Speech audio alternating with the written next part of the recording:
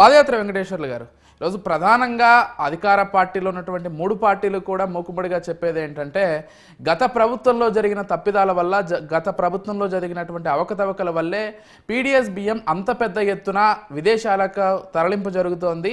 ఇప్పుడు కూడా అది కొనసాగుతోంది. మేము వ్యవస్థల్ని గాడిన పెట్టే ప్రయత్నం చేస్తున్నాం. అందులో భాగంగా ఇవన్నీ కూడా బయటపడుతున్నాయనేది వాళ్ళ ప్రధాన విమర్శ. ఏం చెప్తారండి? ముందుగా 360 న్యూస్ వీక్షకులకి, ప్యానెల్లో ఉన్న పెద్దలకి, మీకు, రాష్ట్ర ప్రజలకి శుభ సాయంత్రం. కూటమి ప్రభుత్వం యొక్క మాటలు ఎలా ఉన్నాయంటే క్లియర్ కట్ గా వాళ్ళు ఒక సినిమాలో కామెడీ యాక్టర్ బ్రహ్మానందం గారు మాట్లాడితే ఎలా ఉంటాయో అలా ఉన్నాయి. మీరు ఫస్ట్ నెలలో మాట్లాడితే వచ్చి నెల అయింది అన్నారు, రెండో నెల మాట్లాడితే వచ్చి 2 నెలలు అయింది అన్నారు. అట్లా 6 నెలలు కాలం అయింది. 6 నెలల కాలంలో 4 నెలల క్రితం ఆయన నాదెళ్ల మనోహర్ గారు, civil supplies minister Nadella Manohar గారు 4 నెలల క్రితం 1,00,000 టన్నుల బియ్యాన్ని సీజ్ చేశామని చెప్పారు. దాని దోషులు ఏమయ్యారు? ఎవరైనా పట్టుకున్నారా? ఒకటి. మళ్ళీ నిన్న సీజ్ ద షిప్ అని చెప్పేసి, సీజ్ ద రైస్ షిప్ అని చెప్పేసి ఒక కామెడీ డైలాగ్ ఒకటి చెప్పారు డిప్యూటీ సీఎం పవన్ కళ్యాణ్ గారు.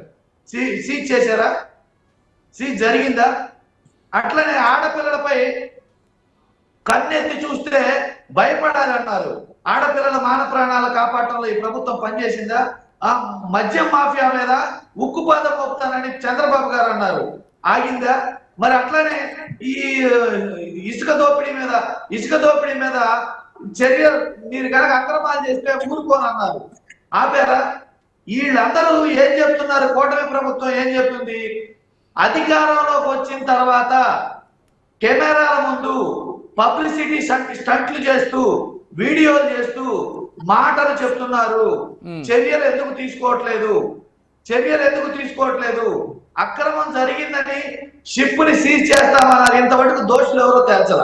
మరి 4 నెలల క్రితం పట్టుకున్న దానికి దోషులు తేల్చల. మరి గంజాయి మీద ఉక్కుమాదం మోపుతామన్నారు. పవన్ కళ్యాణ్ గారి పిఠాపురంలోనే గంజాయి దొరికింది. ఆ దోషులు ఎవరో చెప్పలా.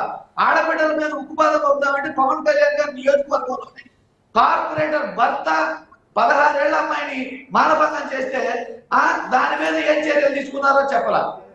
ఒక్కటి కాదు, 2 కాదు. మీకు ఇవన్నీ చర్యలు చూస్తుంటే నాకేమనిపిస్తుంది అంటే, మీకు గుర్తుందో లేదో, మనీ సినిమా, మనీ అని శివరాజరావు గారి డైరెక్షన్ లో బ్రహ్మానందం గారి లీడ్ రోల్ పోషిస్తూ ఒక సినిమా వచ్చింది.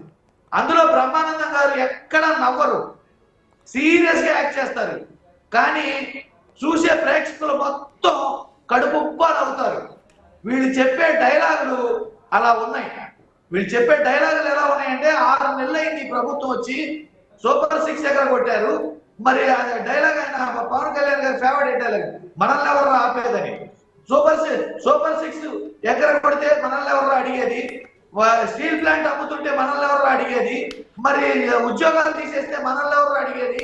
అట్లనే పెన్షన్ తీసేస్తే మనల్ని ఎవరు అడిగేది? విజయవాడ వరద బాధితులు అవినీతి చేస్తే మనల్ని ఎవరు అడిగేది? ఆడబిడ్డలు మాన ప్రాణాలు పోతుంటే ఏందయ్యా ఈ సంగతి అంటే ప్రశ్నించిన వాళ్ళ మీద కేసులు పెట్టారు, మనల్ని ఎవరు అడిగేది? ఇట్లా చెప్పుకుంటూ పోతే ఈ 6 నెలల పరిపాలనలో జరగని దాడులు లేవు, జరగని హత్యలు లేవు, ఆడబిడ్డల మాన ప్రాణాల మీద జరిగే రేపటి మటర్స్ లేవు. ఇన్ని ఘోరాలు, ఇన్ని నేరాలు కాదు. అవినీతి, విద్యా వైద్యం మాకెందుకు, ఇంటింట మద్యమే ముద్దు అన్నట్టుగా ఈ రోజు గడప గడపకి మద్యం అందిస్తున్నారు. ఇసుకలో ఉచిత ఇసుక పేరు చెప్పి ఈ మద్యం ఇసుకలో గత ప్రభుత్వం కంటే వెంకటేశ్వర్ ట్యాక్స్ కట్టి రేటు కంటే డబల్ రేటు ఈ రోజు వినియోగదారుడికి ఇసుకిస్తున్నారు. ఇది చెప్పడానికి పోతే ప్రజా సమస్యలు మీరు ఒక్కటి కూడా అరికట్టలేక ఇష్యూస్ ని డైవర్ట్ చేయడానికి సినిమా షూటింగ్లు చేస్తున్నట్టు, ప్రోమోలు చేస్తున్నట్టు, షిప్పుల్లో ప్రయాణం చేయడం, వాటిని వీడియోలు తీయటం, సీజ్ ద రైస్ షిప్ అని ఒక సినిమా డైలాగ్ చెప్పడం, అది జరగదు. వెంకటరెడ్డి గారు ఒక ప్రధాన విమర్శ ఏంటంటే గతంలో సివిల్ సప్లైస్ వ్యాన్స్ అని చాలా ఉండేవి, ఏదైతే రేషన్ బియ్యాన్ని ఇంటింటికి అందించాలనేటువంటి ఒక లక్ష్యంతో మీ ప్రభుత్వం ప్రతి గ్రామంలో ప్రతి ఊర్లో కొన్ని వేల వ్యాన్లు రాష్ట్ర వ్యాప్తంగా కూడా పెట్టారు. ఆ వ్యాన్ల ద్వారానే ఈ బియ్యాన్ని అక్రమంగా తరలించారనేటువంటి ప్రధాన విమర్శ ఉంది మీ పార్టీ పైన. ఏం చెప్తారు దానికి? మన భారతదేశ వ్యవస్థలో, ముఖ్యంగా ఆంధ్రప్రదేశ్ పోలీస్ వ్యవస్థలో ఇమ్మీడియట్లీగా ట్రేస్ అవుట్ చేసి అరికట్టే క్రిమినల్స్, పెద్ద పెద్ద క్రిమినల్స్ నే మనం క్షణాల్లో పట్టుకున్నాం. పెద్ద పెద్ద క్రిమినల్స్ నే మనం క్షణాల్లో పట్టుకున్నాం. ఇక్కడ డైలాగులు గత ప్రభుత్వంలో బ్యాన్ వచ్చి మీరు వచ్చి 6 నెలలు అయింది. ఎవరిని పట్టుకున్నారు? ఎందుకు అరికట్టలేకపోయారు? సినిమా డైలాగ్ 6 నెలల తర్వాత కూడా గత ప్రభుత్వం మీద ఈ 6 నెలల కాలంలో ఏదన్నా ఆడబిడ్డలు మానపురాయాలు పలా చోట రేపు జరిగిందయ్యా అంటే గత ప్రభుత్వంలో జరిగింది. మరి పలా చోట అవినీతి జరిగిన గత ప్రభుత్వంలో విధానాలు అంటారు. 6 నెలల కాలం నుంచి వైఎస్ఆర్సీపీ పార్టీ మీద, జగన్మోహన్ రెడ్డి గారి మీద, అప్పటి ప్రభుత్వం మీద మాటలు చెప్పడం తప్పితే మీరు ఒక్కటన్నా మీరు చేసిన పనులేంటి? మీరు ఏం చేస్తున్నారు? ఎందుకు అరికట్టలేకపోతున్నారు? చర్యలేంటి? ఇవి కదా చెప్పాలి. ఒకవేళ వాళ్ళు చెప్పే మాటలు నిజమైతే ఎందుకు చర్యలు తీసుకోలేదు?